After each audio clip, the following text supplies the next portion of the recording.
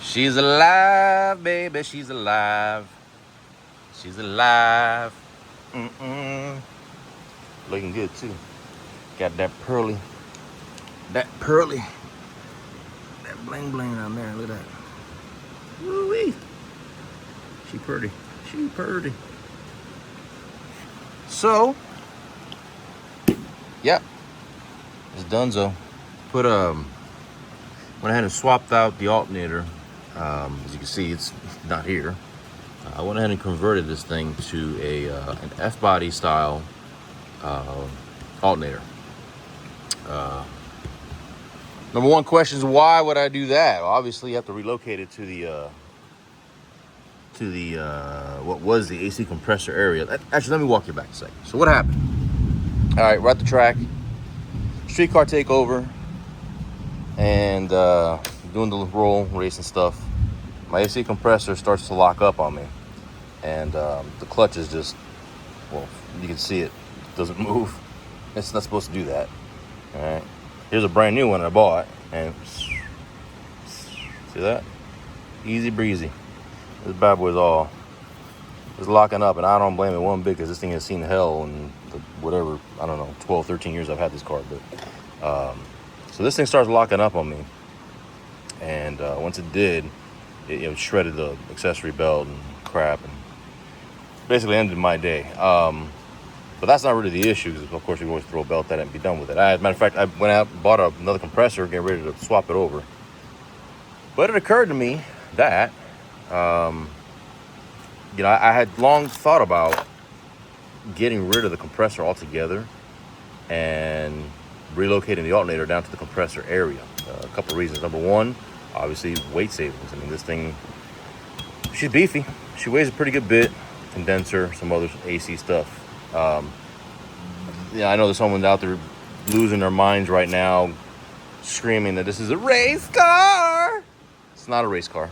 It's not a race car. But the fact of the matter is, since I swallowed a valve, courtesy of Frankenstein, and ate the stock bottom end, this thing, the AC hasn't been charged since then. I don't use this car as a, it's a lovely fall day out, let's go get ice cream kind of deal. But that's just not what I do with this car. It hasn't been that way in a long time. It's got the dumps on it. It's, it's a little rowdy. It's a little loud. That's not to say that I can't drive it. Obviously I can't. So, this full on interiors all there. Everything's there. Everything's there behind the dash. It's never been out. It's still very much a street car, but it's a street car with a little bit of an attitude. And no, I don't have AC. I don't need it in this car. I really don't. The times that I'm out in this thing, it's either we're doing work, we're doing business, or it's sleeping at home. That's just kind of what it is. Either we're at the track or we're on the streets. And so I just don't need it. And if we want to go out with this nice steak dinner with a ZR1, well, we've got hers for that. And it's 100% stock interior, AC, the whole 9 yards. It still traps 160. So eat it, baby. Anyhow, that being said, I decided it was time to go ahead and just take advantage of what happened, and this would be the time to go ahead and make some changes. If I have to replace the compressor anyway, and I don't really intend to use it, why not get rid of it? It's just dead weight. So pulled it out, pulled everything in the front drive here, this section apart, and I went ahead and did a little bit of math and a little bit of exportation, and figured that an F-body alternator should line up in the same area as the compressor as far as pulley depth is concerned. Coincidentally, I just happen to have, well, actually, I'll get to that in a minute because it's kind of a funny story. So anyways, I decided to do some exploring. I went online and picked up, sorry if I'm giving you an attack there, back and forth, but I picked this guy up. All right, it's ICT billet. It's alternator kit. I want to see certified. Well, it's for Corvettes, for Corvette depth, but for the use of a F-body style alternator. Okay, but the depth, the setting, the 1, 2, 3 deal with trucks and F-bodies and Corvettes, it's set for a Corvette, but for use these 2 bolts here on the side with an F-body alternator. So I went and bought this thing, real nice piece, all built, hardware, bracketry, all that good stuff. And I started to mock this thing up, had it on the car. Actually, I had it alternator installed and everything. Ran into a few issues right off the bat. The biggest one being that the alternator itself sat too far forward, not because of the bracketry. The bracketry is correct, but because the alternator itself, the ears on the alternator are intended to use a particular spot that you can't actually use it to its fullest intent. So the way it's mounted here, you can kind of see where the upper hole runs through the ear. I couldn't do it like that because it would shift the alternator way too far forward. I had to kind of clock it a few degrees counterclockwise, sit the whole thing back, and that means I had to kind of extend the bracket myself and make some additional pieces and whatnot. And I got it mounted up, but I didn't have enough control over the tension of the belt. It eliminated, I couldn't use these slots here that you would use to twist the alternator a bit. If you had an old Honda, you remember how the alternators were on the old Hondas, you had to just kind of twist them to put tension on them. That's what these slots are for. Smart design, very simple, but I couldn't do that because of the way I had to reposition things. It didn't quite work out the way I wanted to. So all that's to say that a lot of effort there, a couple weeks worth of going back and forth and trying different things out. Wasn't able to work it out. However, I did have, on the wifey's car here, I had ordered a alternator bracket from a company called KFAB US. I think it's Casper or Caspner or something like that, fabrications out of New Jersey. Real nice fella. And I had it on the car already. It had been sitting on the car for a while, actually. Just kind of waiting on other stuff to get this project rolling. But it occurred to me, I could yank that thing off and see how it fit in this car. And you're not really going to be able to see it. I don't know if you can. Let me see, bear with me. Yeah, you can kind of make out the ears there of the upper mount, but I'll have to show you. I'll have to show you a clear picture here later on in the video. But bottom line is, I went and bolted it all up. It uses a slightly different mounting style than the ICT stuff does. It only uses the 2 holes, and it uses an actual tensioner. The kit comes with a tensioner. He sells it with a tensioner, and because of that, because it's not this whole big sliding rail kind of thing, it actually let the alternator sit back further, mounted up those 2 holes perfectly. And sure enough, when I put it all together, I put a flat edge at the very front of the alternator pulley, ran it across, and it went right into the spot that tells me that it would mount up correctly with the hub balancer. The very forwardmost part was right at the split between the front and the rear drive. All that to say, yeah, it looks like it's going to work. So, contacted DC Power because that's what I had on my car previously. This guy right here. It's been a great alternator. Never gave me a problem. So I contacted them to make me a new one. Supposed to be a 2 to 3 week wait. That turned into about 6 weeks, but that's just kind of how it goes in the game.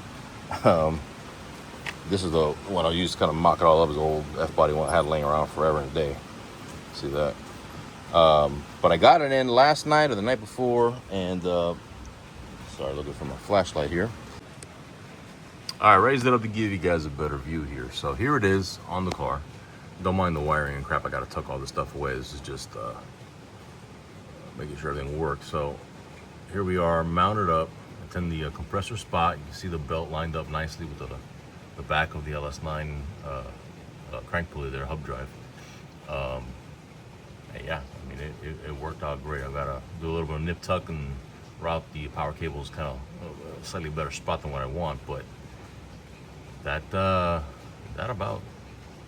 about shows you there how that lines up. The KFAB bracketry, I'm gonna try to, you're gonna have to bear with me because the phone's gonna be jostling all around. If you're sensitive to video motion, you're probably gonna throw up. But here's the bottom bracket, okay? That's the bottom KFAB bracket. That bracket right there incorporates a spot you can see right here for the tensioner. That's the tensioner he includes with it. There's the bottom of the bracket, and the upper part, I don't know if you can really see it from here. I may not be able to show you guys. I'll try. Bear with me here.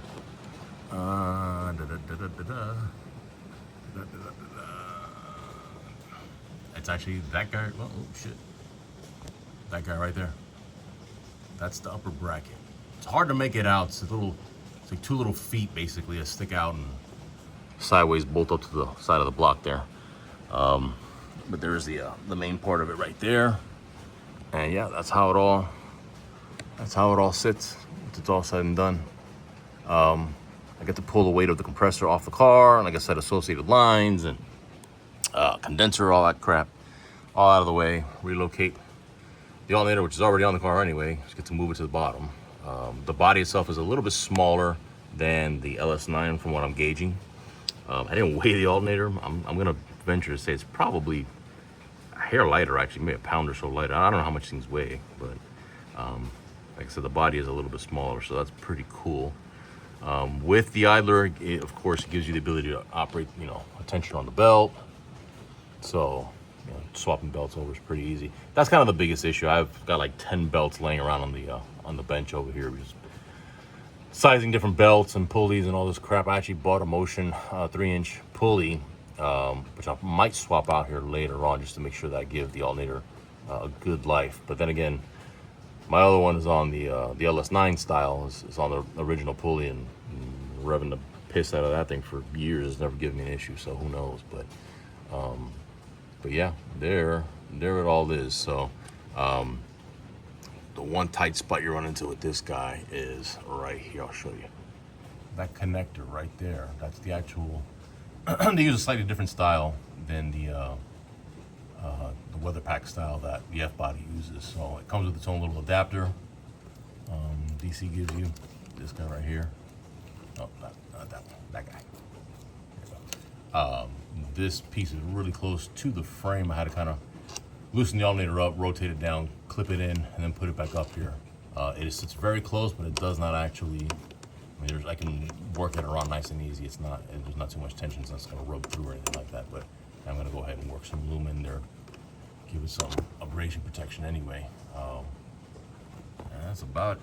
That's about all she said right there. So, yeah, if you're in a similar spot and you don't use your car for, those day-to-day purposes where you give a damn about AC, I don't know, maybe live in Alberta or Ontario, or you use it to go reindeer chasing or something, well, there are options out there for you if you want to go ahead and drop a little bit of weight off the front of the car. Also move by relocating the alternator from top to bottom. You bring the center of gravity down just a little bit too. So I'd lighten the nose up off the car, and yeah, easy peasy, baby, easy peasy. So I'm excited. Get out there and try this thing out. The biggest thing is going to be making sure that the belt doesn't go yeeting itself away. As I said, I did have to buy a idler. I had to find the idler that it comes with is more so for 4 or 5 rib stuff. The 6 rib hung over, so I had to find an idler, a metal body idler that was wide enough for 6 rib, but used the same 17 millimeter center inner bore that Litton's uses.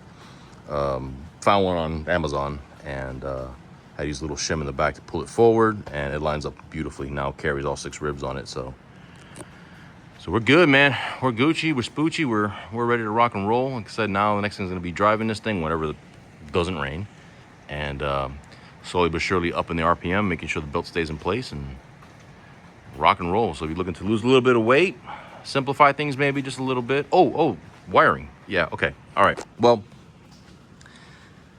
the way I'm doing this is a little bit different than most of you guys are gonna do it, but it actually is very simple. These one wire alternators, right? F-body style alternators. I don't know about E38 Corvette styles.